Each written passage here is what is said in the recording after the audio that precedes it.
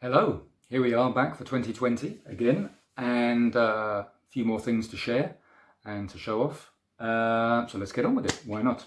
I suppose the big news, which came on New Year's Eve, I think, was the very sad news that the legend MF Doom had passed away mysteriously earlier on in the year, much in keeping with his style. So most of New Year's Eve was spent listening to loud hip-hop records, since it was just the two of us. But hey, it's some great music to listen to, so it's a chance for me to show this one off. The classic MF Doom record. This is actually a first edition on Fondlum Records, and it's very sought after these days. I got this well, a long time ago now, but yeah, it's since gone on to be really considered one of the great hip-hop albums. He did many great hip-hop albums, and I had actually a copy of Mad Villainy and King Ghidorah, two other great albums that he did, but never leave your records in a car, because it got broken into and they nicked those two records. So, but it's a wonderful album, this one, which I definitely recommend. His amazing word flow and the rhymes that he did, sounding so matter of fact and kind of almost like he wasn't trying, but also he was also a phenomenal producer, and he had a great ear for nice samples, for making very tuneful tracks, but with also great rapping on top. And he went through this patch probably from about 2000 until up to about 2006, 2007, and on and after that. And he was just releasing stuff, even at the danger of overexposing himself a bit. But the quality was so high all the time. I can't think of any other artist who managed to do that in the same way. Because he had this, he had the King Ghidorah, he did the Mad Villain. Victor Vaughan was a slightly more underground sounding project, but I was listening again because I had the CD of that, and that sounded pretty good. And yeah, just a phenomenal artist, and I think somebody who will certainly be missed. So that got me listening to hip hop again. So I just picked out another couple of great albums as well, which I've been listening to over the last week or so. This is another classic. This is Ghostface Killah and Supreme Clientele.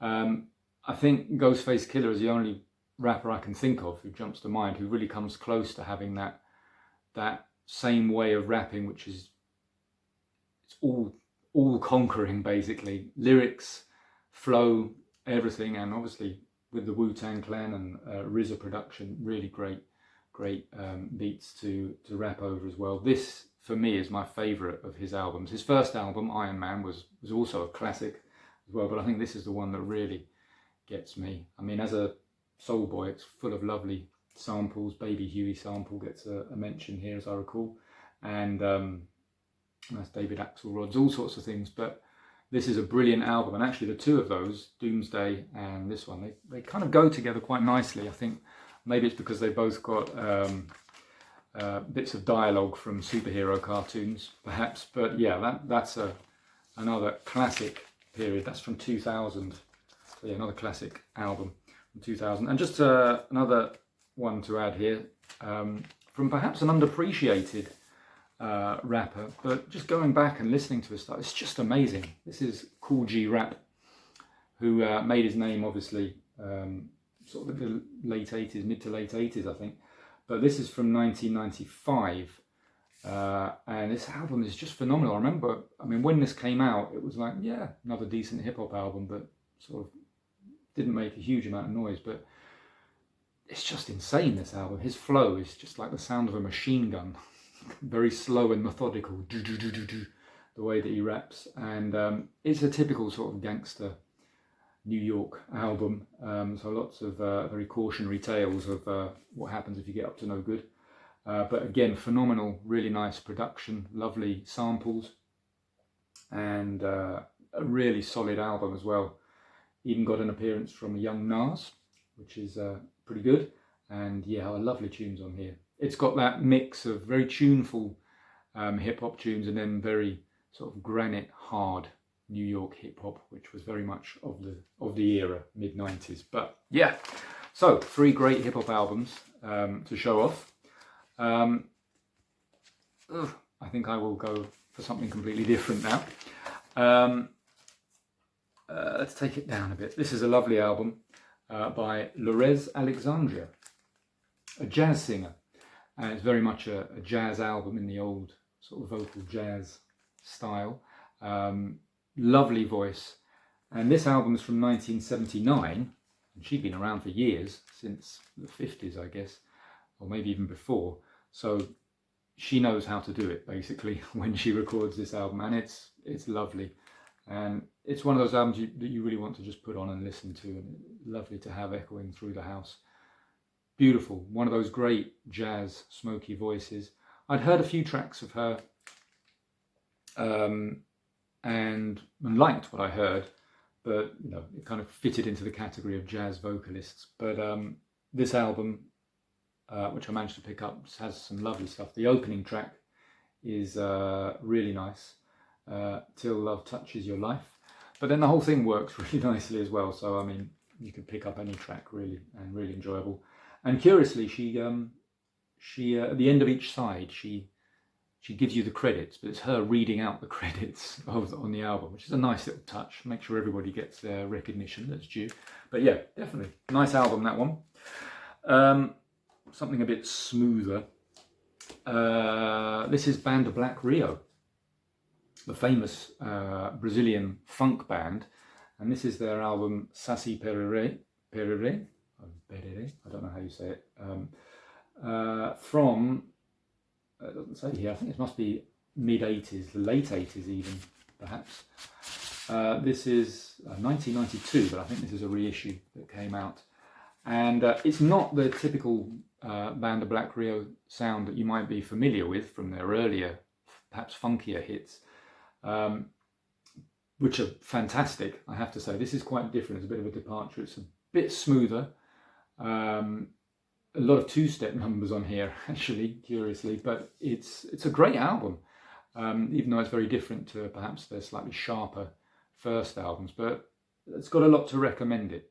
They've still got great playing and that sort of jazzy, slightly smooth but funky sound that they had. But I really like this, and I got it years and years ago in Bristol, and it cost me about £7, and seems to have been a good investment according to Discogs, because people charge loads of money for this now. But it's a really nice one to have, so I'd recommend having a listen for that one. And just another one to add here. This is Chico Hamilton, Nomad.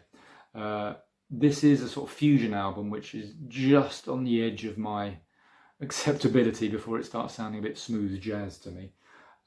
He was a drummer, and still is, I think, and he has a nice sort of Latin style, sort of Brazilian style on here, and all produced by Wayne Henderson with a bit of help from Augie Johnson as well. So you know you've got the players for that kind of music, which I quite like here. I think the big song here, probably Mysterious Maiden, nice sort of jazzy dancer. But yeah, there's some interesting stuff on the rest of it. Not really my thing. Yeah, like I say, at times sounding a bit dangerously into the smooth jazz territory, but when it's good, it's absolutely fantastic. And I'll end with just an absolute banger of an album. This is Lo Máximo by Hector Rivera and his orchestra. And I was listening to this today. This album is the equivalent of standing in front of an industrial fan, or getting, I think, what was referred to as the hairdryer treatment from Alex Ferguson. It's just like sitting there like this, listening to it. It's so loud and what's the word? It's got presence, this album. It really shakes the floor, I have to say. And I think you can tell that from this amusing cover done by Izzy Sanabria, very famous for his Salsa album covers. And you can see there's Hector Rivera, huge Hector Rivera holding around the Empire State Building, holding King Kong in his hand as if he was a hamster. That's how big the sound is on this. And it's a great band that they've got. including ka-chow on bass, so you know what you're dealing with here. And the horn section is just 4 trumpets, and it's 4 very, very, very powerful trumpets, which are what give this sort of gale force effect.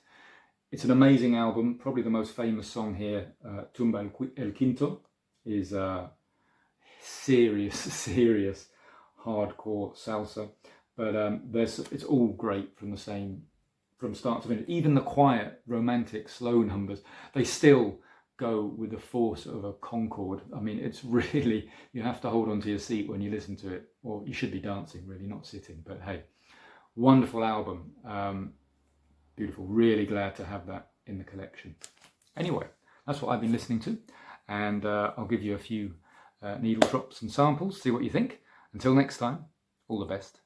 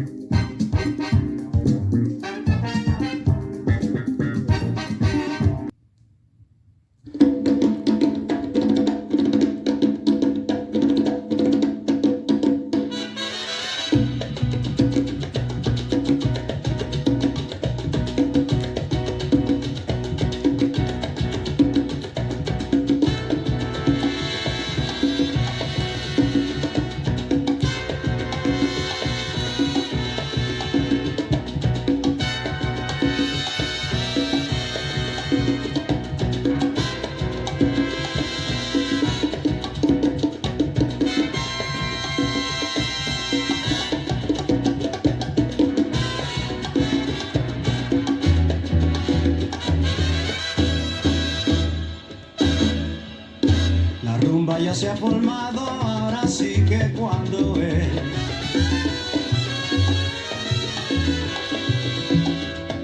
Ando buscando rumberos que me sepan acompañar. El mambo se ha puesto